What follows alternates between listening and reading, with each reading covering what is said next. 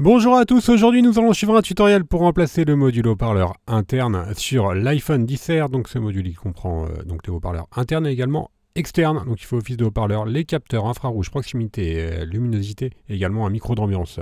Pour réaliser cette réparation, vous aurez besoin du patron d'aide au montage qui est offert avec votre commande.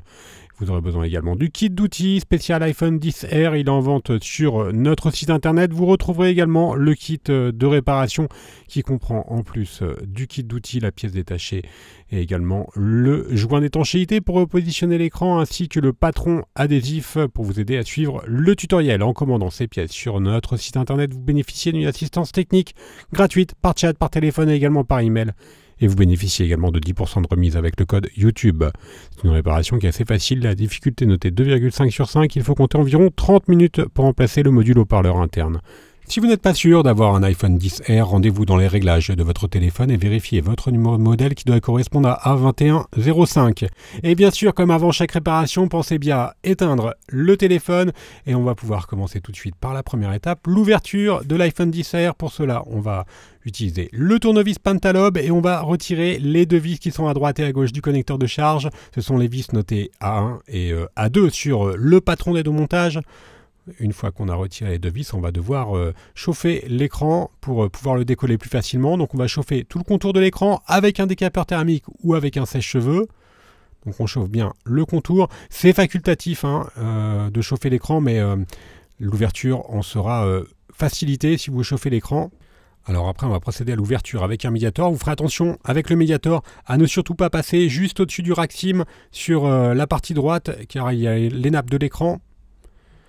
Une fois que l'on a correctement chauffé l'écran, donc on positionne une ventouse, on va tirer sur la ventouse et on va insérer entre la vitre et le châssis le médiator en métal pour créer un point d'insertion que l'on remplace tout de suite par le médiator en plastique qui va lui servir, lui, tout simplement à décoller la vitre du châssis du téléphone. Donc on fait le levier en même temps un petit peu et on va le faire glisser ensuite sur toute la partie gauche du téléphone. Attention, pour la partie droite, je vous rappelle, il y a les nappes de l'écran qui affleurent au niveau du châssis, donc il ne faudra pas passer le médiator juste au-dessus du rack SIM. Une fois qu'on a correctement déclipsé la partie gauche, on va déclipser et retirer l'écran. Alors on peut laisser de l'adhésif sur le côté droit, ça n'empêchera pas l'ouverture. Le tout, c'est d'avoir assez de prise pour basculer l'écran de la gauche vers la droite. Vous ferez attention en basculant l'écran, bien sûr. Celui-ci est toujours relié à la carte mère. Donc on va bien sûr dans la deuxième étape déconnecter la batterie pour pouvoir ensuite déconnecter l'écran. Alors pour déconnecter la batterie, on va retirer les vis qui sont notées de B1 à B3 avec le tournevis Triwing et qui maintient une plaquette métallique qui est notée dièse 2 sur le patron d'aide au montage, et la plaquette métallique elle protège différentes nappes, dont la nappe de la batterie que l'on va déconnecter pour travailler en toute sécurité. On déconnecte en premier la nappe de la batterie. Et ensuite, on va pouvoir s'intéresser directement aux nappes de l'écran. Donc on va également retirer les différentes plaquettes qui protègent les nappes de l'écran, en commençant par la plaquette du haut qui est maintenue par les vis notées de C1 à C5. C1 et C2, ce sont des vis cruciformes, et pour les autres, ce sont des vis Triwing. Et vous ferez attention également à l'élément métallique qui relie la plaquette métallique au châssis du téléphone qui sert d'antenne. Vous ferez attention à cette petite plaquette métallique qui fait office d'antenne. Elle relie tout simplement la plaquette au châssis du téléphone qui fait office d'antenne. On finit de dévisser les différentes vis qui maintiennent la plaquette métallique notée dièse 4 et qui protègent notamment la nappe de l'écouteur interne de l'oreille. Donc la nappe de l'écouteur interne et également différents capteurs. On la déconnecte avec le levier en nylon. Et maintenant on va s'intéresser bien sûr aux nappes de l'écran. Elles sont maintenues par une plaquette métallique qui est elle-même maintenue par les vis notées C6 et C7, et ce sont des vis Triwing. Et la plaquette métallique, elle est notée dièse 5 sur le patron d'aide au montage. Pensez bien à repositionner à chaque fois les éléments sur le patron. Il nous reste juste deux nappes à déconnecter. Les deux nappes de l'écran, donc l'écran LCD, l'afficheur LCD et le tactile. Voilà, on va pouvoir donc déconnecter complètement l'écran et on va s'intéresser uniquement à la partie haute de l'écran. On va mettre le châssis du téléphone de côté et on va s'intéresser donc maintenant directement aux modules haut-parleurs internes et externes. On va commencer par retirer les 4 vis notées en D. Alors D1, une vis tri-wing et les autres D2, D3, D4, des vis cruciformes. Alors on va faire après un petit arrêt sur image. On va vous expliquer les différents composants du module. Avant cela, on va commencer par décoller le haut-parleur délicatement de la nappe et on va pouvoir tout simplement le basculer et on va avoir un accès à tous les composants. Alors on fait un petit arrêt sur image et on va vous expliquer les différents composants. Donc vous avez le micro qui est à gauche, le micro utilisé notamment par Siri. Vous avez également les capteurs, proximité, luminosité et enfin le module haut-parleur. A noter qu'il y a 2 haut-parleurs sur l'iPhone XR, donc là il s'agit du haut-parleur secondaire qui fait également office d'écouteur de l'oreille. Vous avez un autre haut-parleur qui est sur le châssis. Maintenant on continue le démontage, on va retirer donc les différents capteurs, le micro d'ambiance. Alors, vous avez les capteurs donc pour résumer, de proximité, de luminosité et également le capteur infrarouge qui est utilisé par Face ID. Alors ils sont légèrement collés mais ils s'enlèvent très facilement du châssis de l'écran.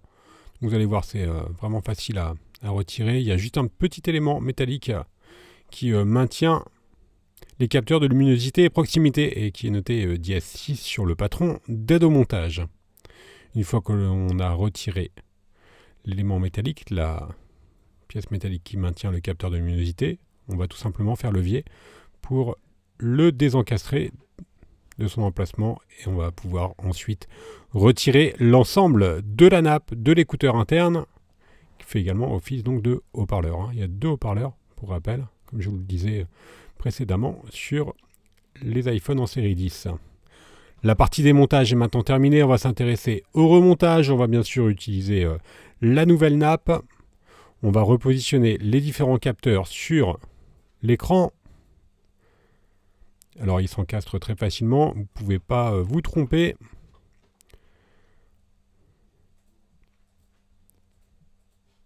Donc on repositionne également le micro d'ambiance et l'on vient replier la nappe. Et maintenant on va tout simplement bien sûr la refixer en remettant les 4 vis notées D, donc D1, D2, D3, D4, D1 c'est une vis tri-wing et pour les autres ce sont des vis cruciformes. Il n'y a pas de réelle difficulté pour le remontage de la nappe de l'écouteur interne. Pensez bien à repositionner l'élément métallique qui maintient les capteurs de luminosité et proximité. Et l'élément, il est noté dièse 6. Nous allons maintenant procéder au nettoyage du châssis afin de repositionner un nouveau joint d'étanchéité. On va tout simplement enlever l'ancien. Pour cela, on utilise le tournevis plat et on va passer le tournevis plat sur tout le contour de l'iPhone afin d'enlever l'ancien joint d'étanchéité. Une fois que le châssis sera parfaitement nettoyé, il nous restera juste à repositionner le nouveau joint d'étanchéité. Alors il est assez facile à poser, il y a un patron qui vous aide à bien guider le joint d'étanchéité et bien le positionner sur tous les contours. Nous allons pouvoir maintenant reconnecter l'écran. Pour rappel, il y a donc 3 nappes. La nappe de l'écouteur interne que l'on vient de changer et ensuite la nappe de l'écran LCD et la nappe du tactile qui sont juste côte à côte. Alors pour revenir sur l'étanchéité de l'iPhone XR, l'iPhone XR il est juste en norme IP67, donc il n'est pas résistant à l'immersion. On reconnecte maintenant en dernier la batterie. Et l'on vient repositionner l'élément métallique dièse 2 qui maintient notamment la nappe de la batterie. Et l'élément métallique il est maintenu par 3 vis tri-wing qui sont notées de B1 à B3 sur le patron d'aide au montage. On va faire de même maintenant pour l'élément dièse 4, la plaquette dièse 4 qui est maintenue par 5 vis qui sont notées de C1 à C5, des vis cruciformes et des vis tri-wing. Vous ferez attention à bien repositionner l'élément métallique dièse 3 avant de remettre la dernière vis. Et enfin, dièse 5 qui maintient les 2 nappes de l'écran. Et cette plaquette est maintenue par les vis notées C6 et C7. Nous allons pouvoir maintenant refermer l'écran. Donc on va refermer l'écran en le repositionnant bien sûr sur le châssis du téléphone.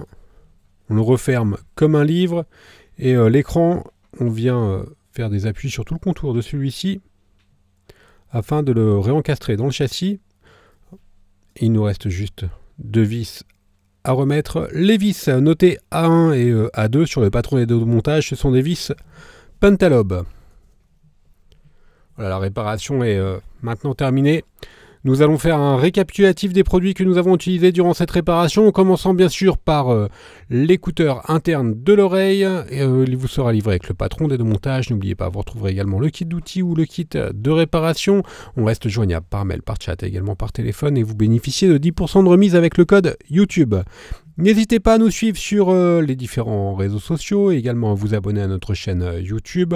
Vous retrouverez tous les tutoriels de réparation, les pieds détachés ainsi que les outils pour l'iPhone XR sur notre site internet www.brico-phone.com. Merci à tous d'avoir suivi ce tutoriel et à bientôt pour de nouvelles vidéos.